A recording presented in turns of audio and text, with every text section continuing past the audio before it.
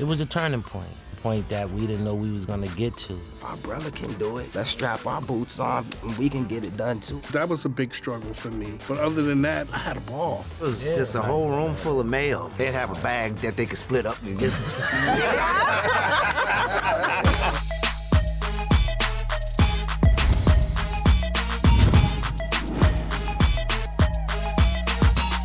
Welcome back to another episode of BET Talks. I'm your host, Miabelle, and the legends are in the building. These stars set the standard for modern-day boy bands all around the world, and they're here to prove why their legacy continues to live on with the New Edition Way Tour, featuring Toni Braxton and Boyz II Men. Welcome! We have Bobby Brown, Ronnie DeVoe, Michael Bivins, Mr. Ralph Tresvant. Peace, y'all. How you feeling? Good to feel great. Yes, I'm so excited to talk to you. And just to make sure that you're up and ready, I have a game for you. It's called This or That, okay? And all you have to do is pick your preference and tell us why. You cool with it? Yeah. Okay. So Heartbreak album versus Home Again. Mr. Bobby Brown, let's start with you. Home Again, because I'm on the... I know, but you... I'm on that album. I'm not on Heartbreak album. Great. But I'm sure you listened and loved. I did listen to it.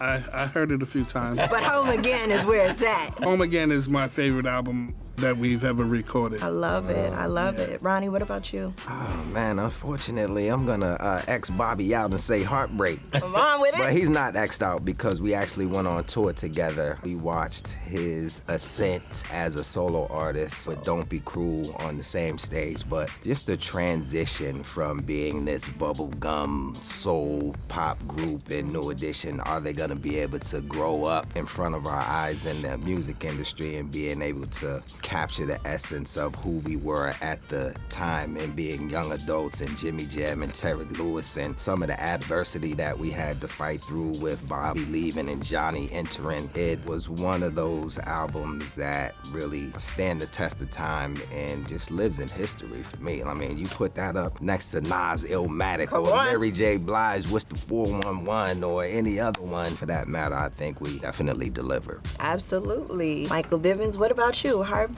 or Home Again? Heartbreak.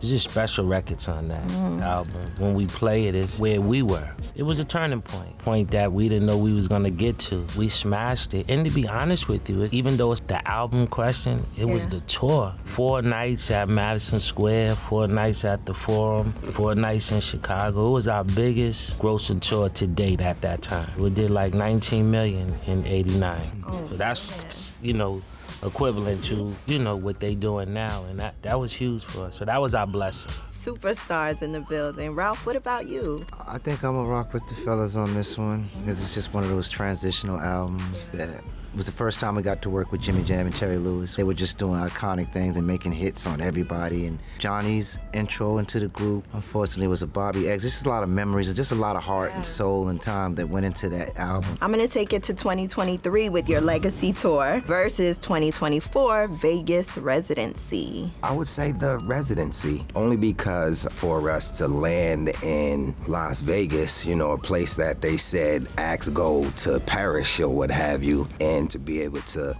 extend on the legacy that Boyz II Men started, with New Edition and even with Toni Braxton touching Vegas on the Residency. That one to me was special. And it was dope because it was 1,600 seats versus what we're normally doing in arenas across the country. So a lot of the fans that have seen us over the years said that was one of their favorite shows because of the intimacy. Now, when it comes to the preparation for this tour, what is that looking like for you now? Because you all have your families and are all doing your separate things and, of course, living life. But now you're back on the road with Toni Braxton and your protege, Boyz II Men. What is preparation like? It's like boot camp. It's like anything. They're going in there to get their bodies in shape, the vocals in shape. There's certain songs that we haven't performed in a while that we're contemplating adding, and we do a lot of changing stuff, putting this in and trying it, see if it works. If it don't, give ourselves room. And we still haven't even worked with Toni and Boyz II Men yet. Wow. Yeah, so to come down, we got to bring their catalogs and their history and their hits and bring their fans into the experience so that it's just something unique overall for all of our fans and even for us, so we can have that enthusiasm and that new vigor and being out there on the road again and just presenting something that we feel is the new edition. We're always trying to do something new. Of course. And that brings me to ask if Mr. Brooke Payne is still running them boot camps for you. Got you dancing? Still torturing us. This reminds me of a scene in the series that we got to see on BET. Remember that? Yeah. I came home on time every day to see the next episode. Now, there's a scene where you guys go home after, the big tour as youngins, and you open that check, and that check was $1.87, right? $1.87. You expect for us to split a check for $1.87? Are you serious about this? How the hell you let this happen? I didn't let nothing happen. I'm gonna tell it to you like it was told to me. You guys were very young at the time, and of course, the parents were not having it. What do you remember from that experience? That was a time where we all look back. We didn't even realize the check was a 187. Right. It was like all that stuff was, it was all purpose, and we had no clue back then. That could have broke a group up. That could have made us all frustrated, and we could have felt like this is what we got to look forward to in this game. Of course. And it could have scrambled us in a different way, but, it just pulled us tighter together. It was like, we was already broke. We didn't miss much. So it's like, we got to do it. Let's go try it again. Let's see if we get it this time. Get our big check. Yeah. We just kept going until we got it right. Yeah, and you got it right.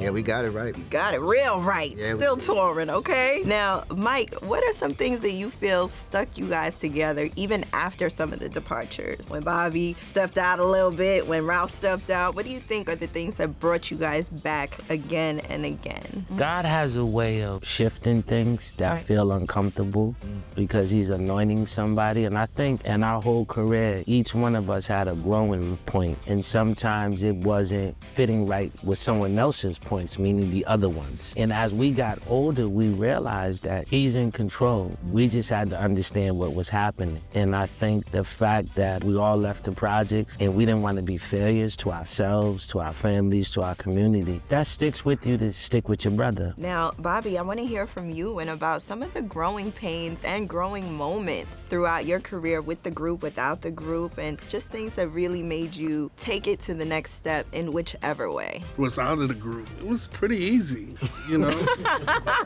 They wasn't in your way anymore, huh? No, not that they wasn't in the way. It was just I got a chance to do whatever I wanted to do, as far as the songs that I wanted to sing, the way I wanted to perform on stage, the clothes that I wanted to wear. So everything became really simple for me, but it was missing them that really was the struggling part. Just not being with your brothers, not being able to reach out or go walk down the hallway and knock on one of their room doors. That was a big struggle for me. But other than that, I had a ball. Of course. Yeah, got over that real checks started coming in on the solo. Them checks started coming in. I'll knock on their door when I get back to women.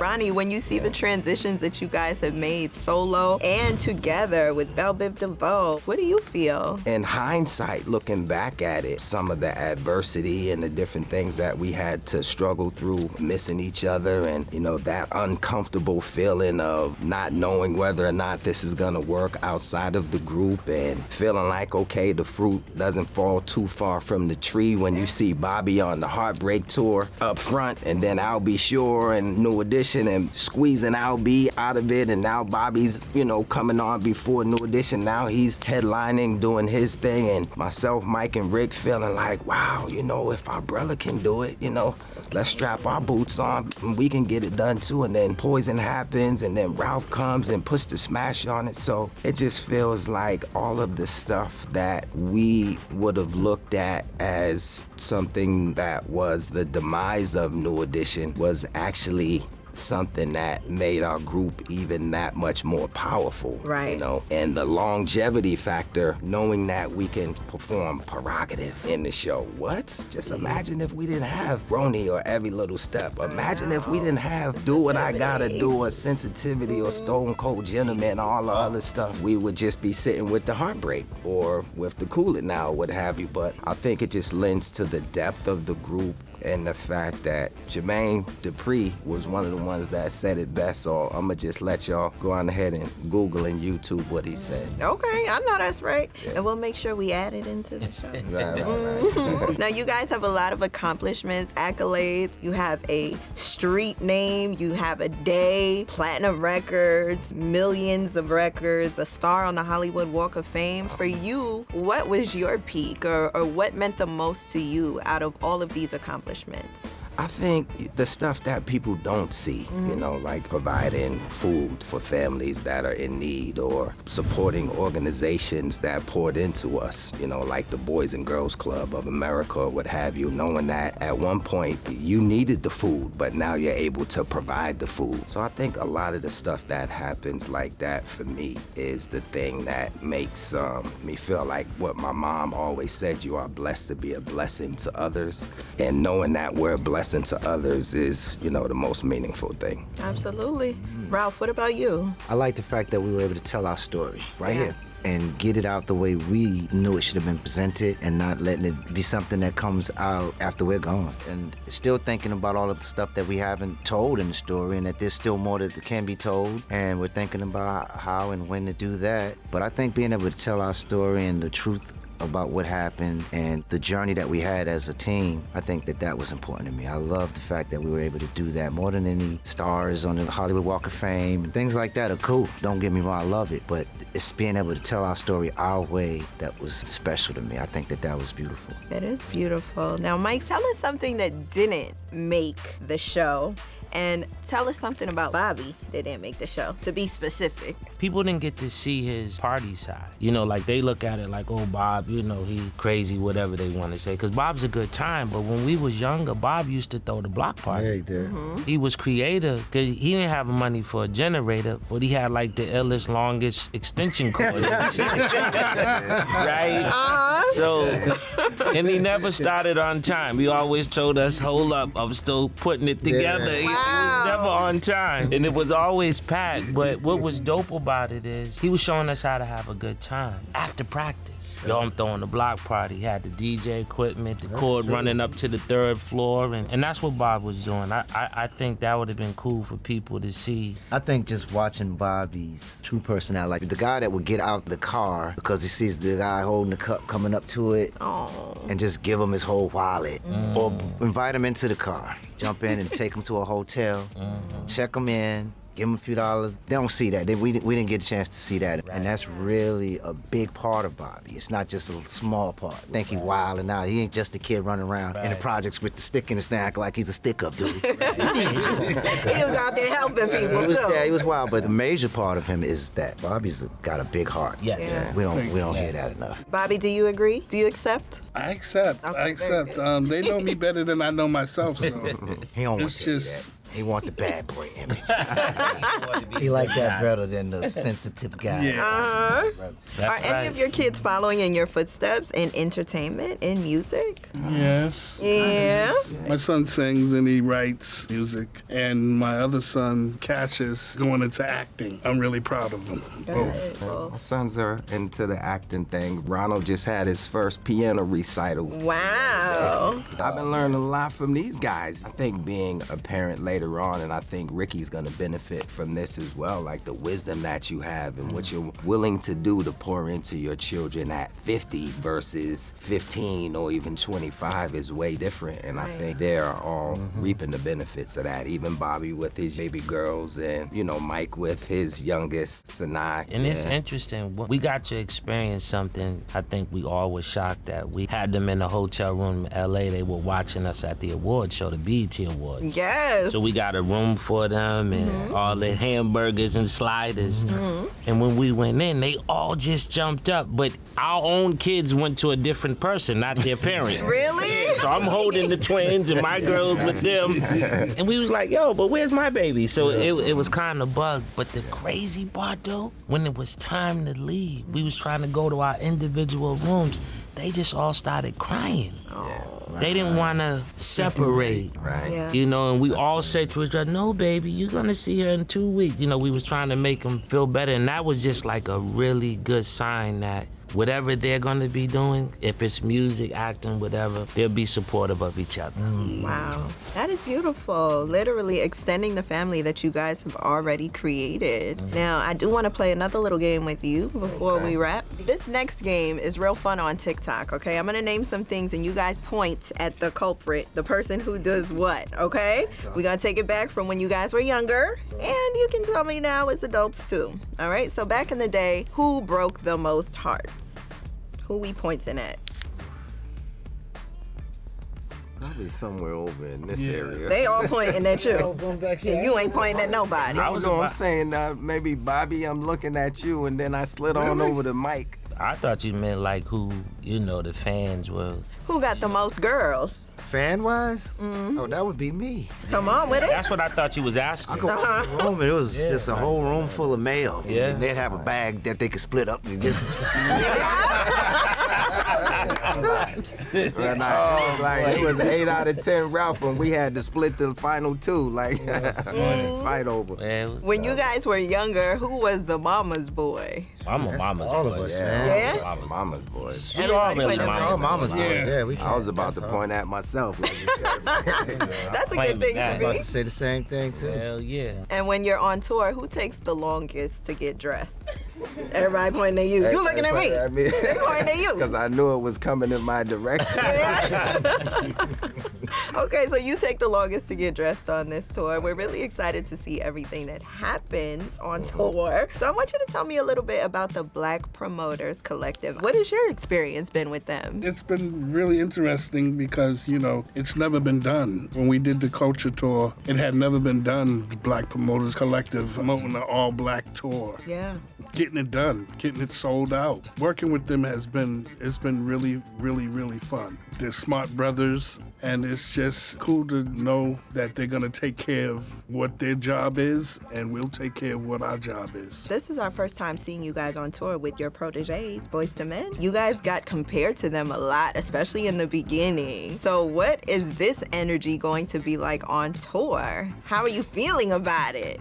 Well, they've been through the same rehearsals we go to. They're excited because, they looked up to us. That's why Yeah. they named themselves after one of our songs, and they're a part of it. And it'd be good if they did have the 4. Just like we did with Jodeci. We said if we go on tour, make sure D is there too, Devontae, and D was at every show. Just little things you like to do just to give the fans That's right. something that they want to see. And, Right. Mike could pop up with them, and we could just sit there and be proud. So it's going to be fun. And like, Ron was saying, it's a moving show. Toni, Boyz II Men, it's just moving with the hits. That's the part that we looking forward to, and they're gonna get that ass kicked like we get it kicked, bro. Come Don't play on. no games, and we try to live up to it to the best of our physical ability now, and we owe it to ourselves to say people are coming and spending their money. The promoters is promoting, and we want to deliver the greatest show on earth. Of course, and that you will. Now, you guys have changed the scope of music as a group, and the genres are changing as we grow now, and there's K-pop and all of these different things that, I do believe that you set the standard for. What are your thoughts on that, the new music that's out, and how you've impacted it? I still listen to the old school music, man. Me too. My radio and everything is still in the 80s, 90s, Come on. early 2000s, so I'm still old school to the heart, so I can't really talk too much about all of that. And I'll be honest, I'm always in requests for tickets, so my whole crew, family, went to go see A Boogie Friday. Of course they did. Right? And so my daughter's like, oh, it was lit, Daddy. We was popping. My daughter took a picture with him, and it was on TikTok, and he's Wow. hugging on her like this. His elbow was a little close, but she's smiling. And I'm sitting in Atlanta, and I'm just like, damn, now I understand the parents of our fans. It just bugs you out that your kids, they keep you young. Yeah. And I'm like, hey, Boogie, I don't know his peoples, but I know peoples that know people. Of course. Don't say it, I don't know. But I know they went in, they had a good time, and no one called me. That's how much fun they had. Good. I'm like, hello, is everyone good? They was way up here. If you really study K-pop is looking at the Motown blueprint. Yes, they are. Yeah. If you just want to keep it funky. And it's working for them. Yeah. Just like it worked for us. And I think our kids always need kids to look at.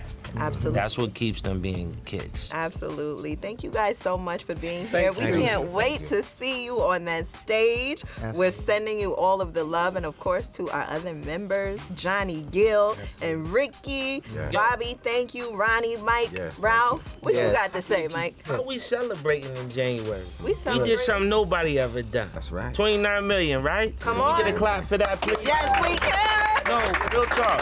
Yup. Think about it, right? From DC, humble beginnings, Yep.